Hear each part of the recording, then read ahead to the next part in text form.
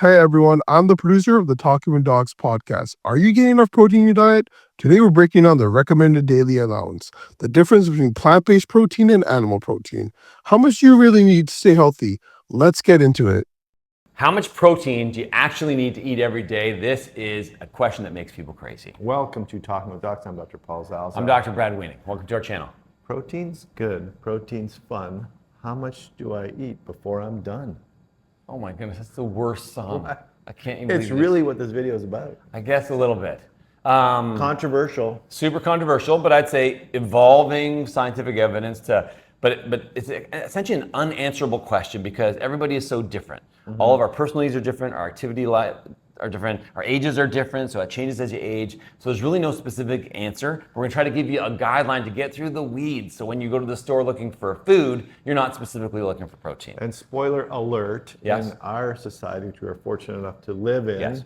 and the majority of our viewers do, Yeah. it's pretty hard not to get enough protein in your diet. I'd I agree. would say. If you're eating enough calories and a diverse diet, agreed. However, people are at risk would be elderly people. Yep. This is important for you to note to make sure you get enough protein, and possibly people who are supreme athletes and probably not watching our channel. Sure. Yep. So, Okay. is that fair to say? I think that's fair to say. I would even maybe argue that the athletes are so protein driven though that they are getting enough. Yes. But yes, theoretically, if you ate a normal diet and then did extreme amounts of exercise and weren't aware, but yeah, I think if you're doing that, you're probably in tune. You probably have someone helping you and that kind of stuff. But yeah, I Okay. think that's fair. They need more, I think is All the right. bottom line. Okay. Okay, so let's start at the beginning.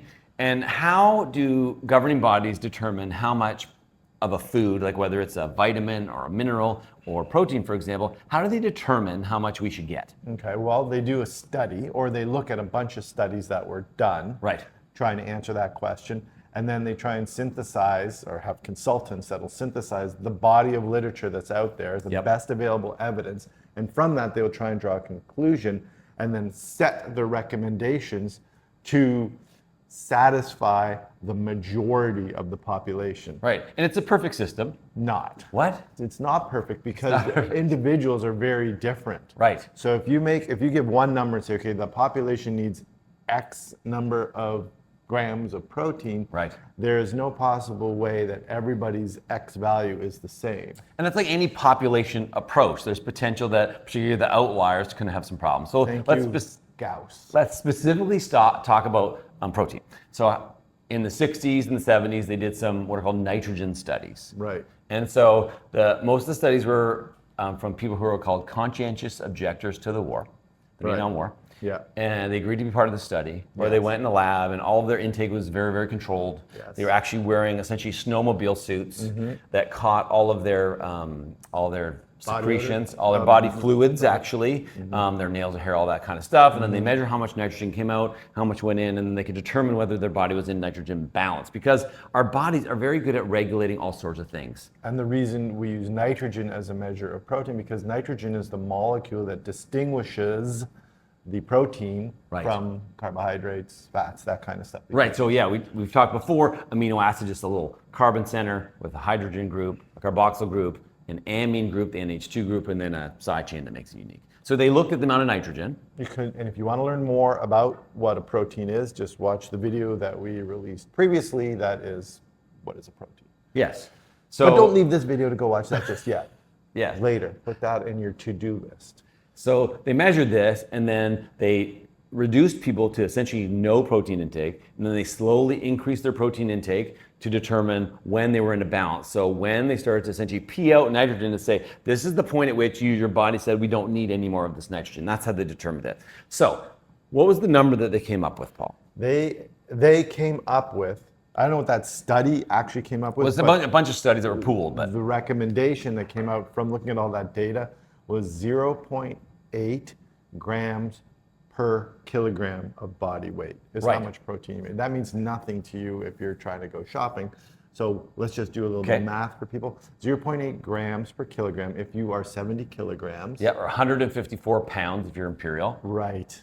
You need about 56 grams of protein per day. Right. According to the recommended daily allowance. Yes. RDA. Yes. And so what this study was is small-ish. It was a whole bunch of different studies that were pooled. So it was about 280 people that were involved in the study.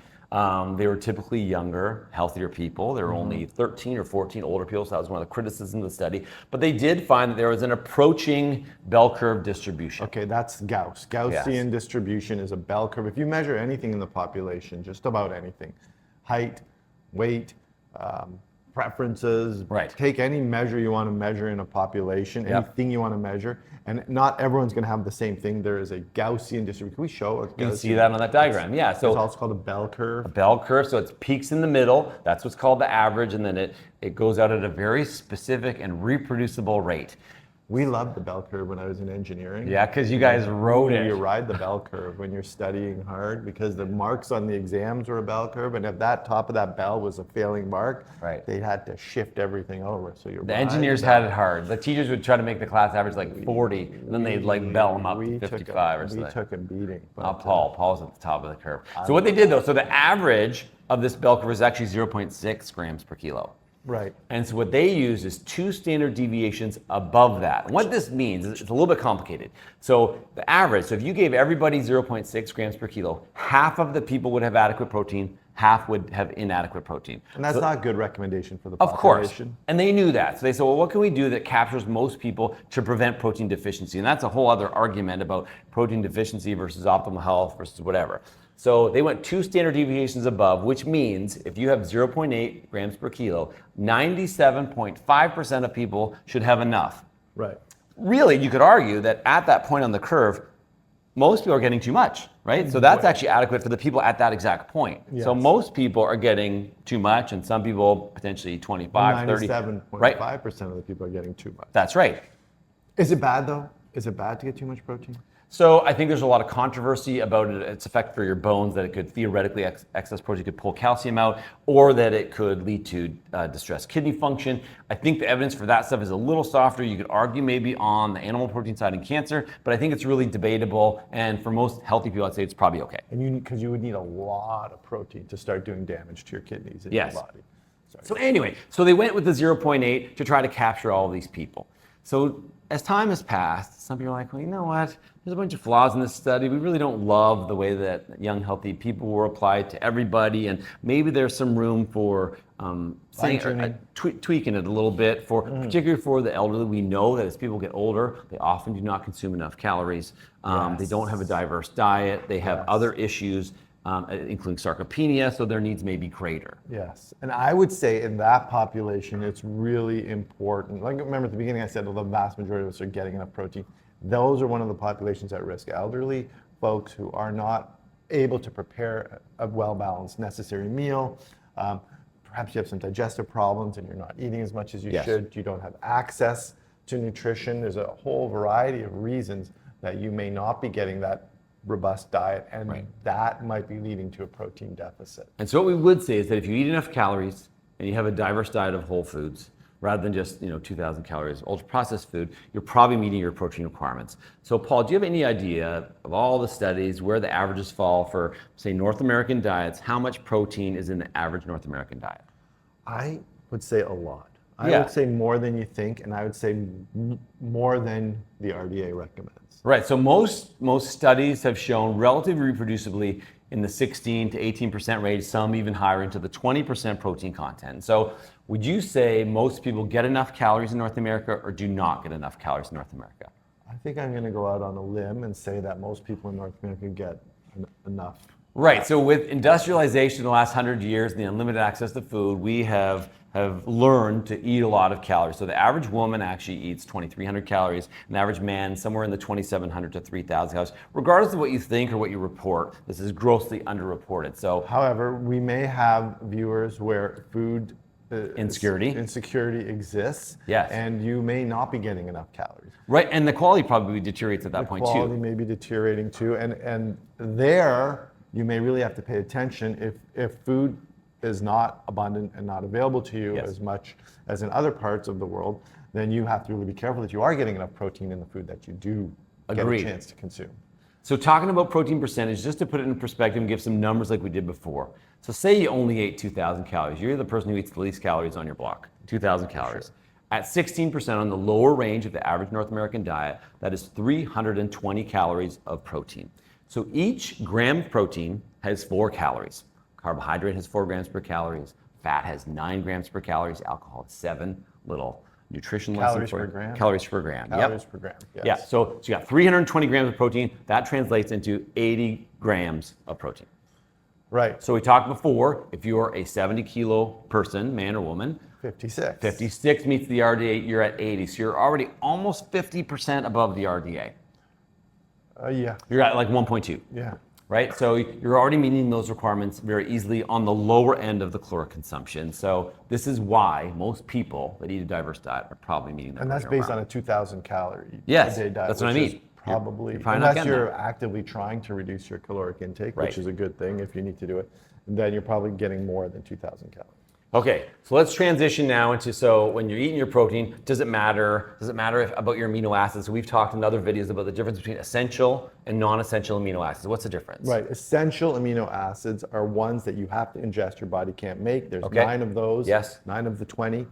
11 of the 20 amino acids are non-essential. That means your body can make them. Right, so we have to be a little bit careful if you are on the lower end of protein intake, that you have to match these. But Yeah. Paul. Within those essential amino acids, here's where the debate comes in. Yes. Between animal protein and plant protein. Right.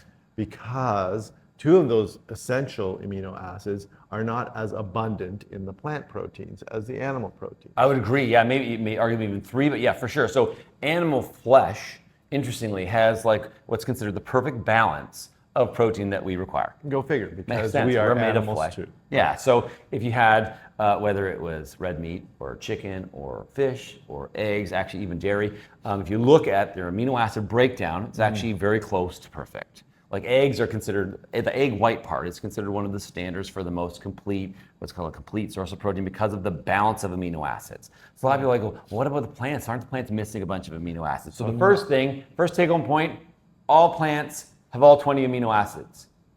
Wait a sec. Yeah, I said it. All plants have all amino acids. The difference is that plants do not have necessarily the perfect balance. The same ratios. The same ratio proportion. like meat. So there's one actually that does, and it's soy. Soy is a Right. complete protein, has the perfect balance. It's actually very comparable to eggs and meat. So if you're someone who is relying primarily or only on plant-based protein and you were limited and really wanted to optimize this, soy is a great choice. Quinoa actually is also another considered a complete protein. But more common foods like legumes and grains have protein in them. A lot of people don't even know, they think plants don't have any protein, but they're not only have protein, but they are missing a couple things. So legumes particularly miss methionine, which Isn't soy in the legume family? not necessarily. Well, it's kind of outside of it because of its makeup, to be Okay. honest with you. Oh, really? Okay. Yes. It kind of looks like it though, Yeah. for sure. Like edamame looks like Okay. a bean. Okay. But because it's complete, they really talk about it separately. Okay. So for legumes, they're mostly missing something called methionine. So if you only had chickpeas, like you had 2,000 calories of chickpeas lot a of day. hummus. Unfortunately, the methionine, A lot of falafel. which becomes the rate-limiting step of protein synthesis, would be a problem. Your body would make, but then when it ran out of methionine, it'd run into a problem. Right.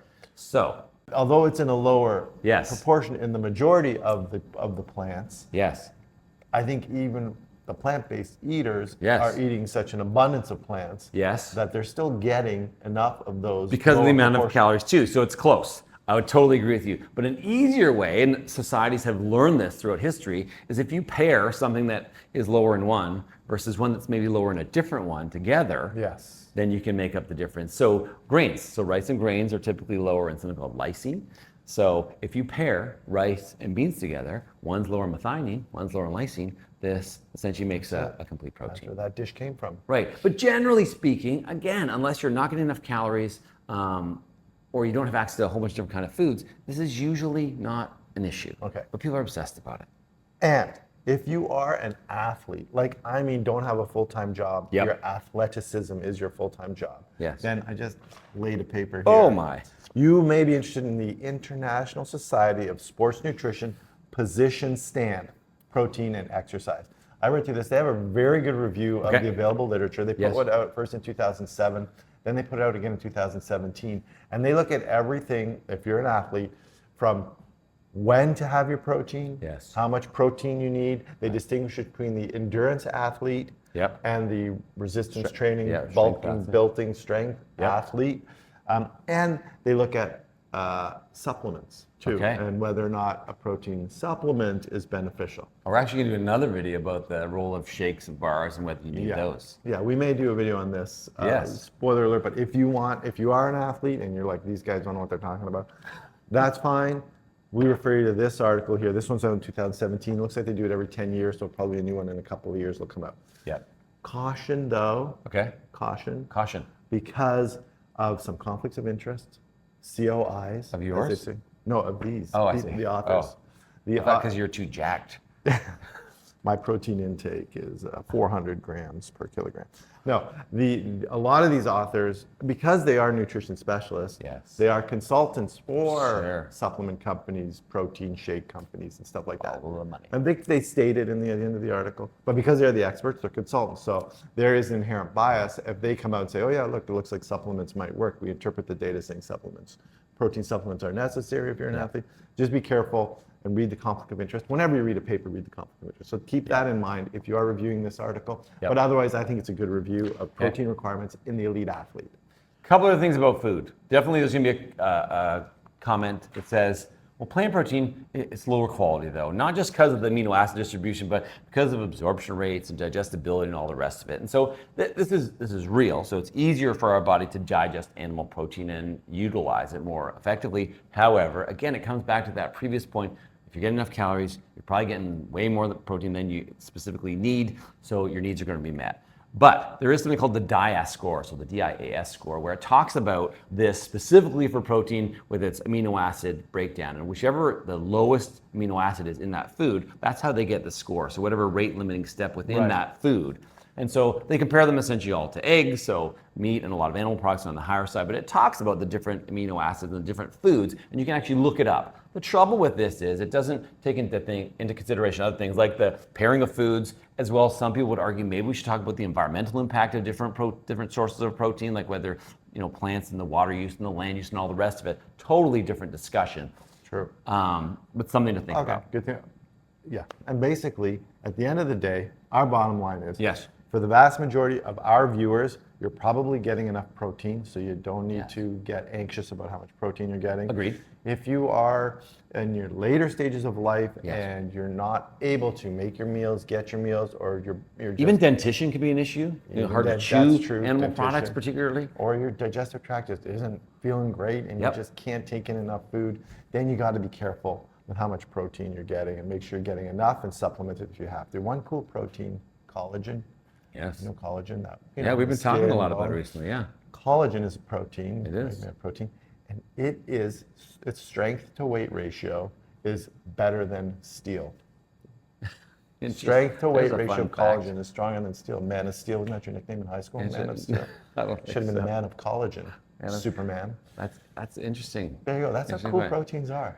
And yeah, so what we would probably say is that don't hang your hat on the 0.8. And as we get older, is it maybe 1.2? And for athletes, is it 1.6 and beyond? I mean, it's really debatable. You get 20 experts in the room. They're probably going to have a hard time agreeing on exactly a number. They're all going to say the RDA was a flawed start, but it's a basis for it. But everybody is a little bit different, and this is kind of how we have to apply it. There you go. It's complicated, though. It is. There's no right answer. I think we probably have to worry about it a little bit less. And it's become out of a big marketing thing. Out of the last 30 or 40 years, protein has become a way to sell food. Protein this, protein that's everywhere, right? Yeah. Even when you go to a restaurant, and we've talked about this before, it's my pet peeve. Would you like protein with that? I'm like, what? This whole thing is protein, but I don't have time to get into it with the server to explain the amino acids, essential, non-essential. Just refer to the my video. wife and kids would get up, walk away from the table, and never have dinner with me again. So would your friend. So would your friend. Okay, so now you know. If you like this video, please like it, subscribe to our channel, leave your comment about protein because it is confusing, but your thoughts and experiences are very helpful for other people. Please check out our podcast that we just launched over on Spotify, Apple Podcasts, as well as on YouTube. Please check it out. Remember, you are in charge of your own health. You know how much protein was in my bowl of Cheerios today? So not a ton, unfortunately. You're 4 grams. Okay.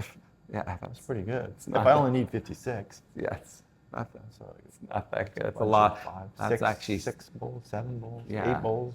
Yeah, 14 actually bowls. 14 56 divided by 4 is 14. 14 bowls bowls of of Cheerios. cereal. I better You're get going. missing your lysine. We'll see you next time.